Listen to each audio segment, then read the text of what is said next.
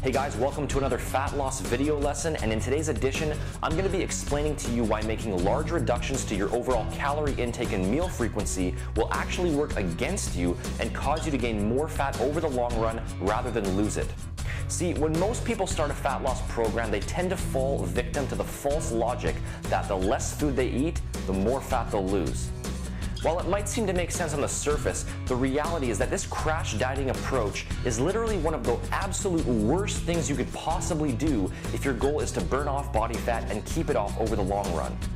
See, the human body is a very intricate and highly complicated system that is hardwired with the ultimate goal of keeping you alive and healthy at all times.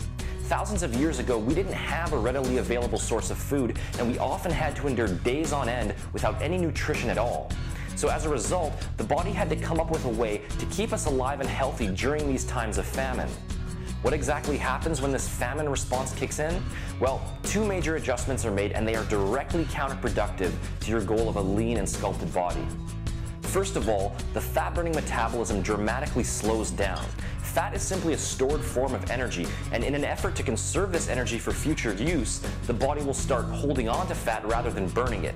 During periods of severe calorie restriction, the metabolic rate can slow down by as much as 40%.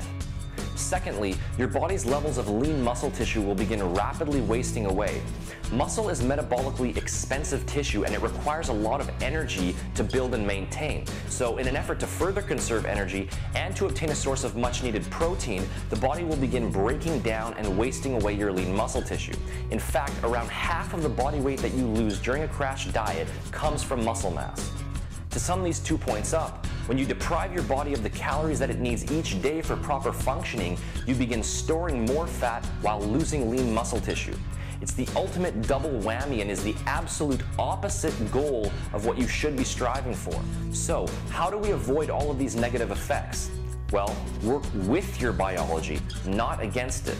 There are two main ways of doing this. Number one, create only a slight calorie deficit through your diet. A good general guideline for this is to consume 15 to 20% fewer calories than is needed to maintain your current weight.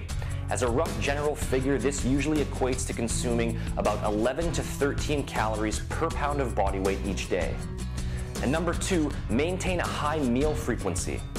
Instead of the traditional notion of 3 square meals a day, start getting into the habit of consuming 5 to 7 smaller meals a day, spaced every 2 to 3 hours.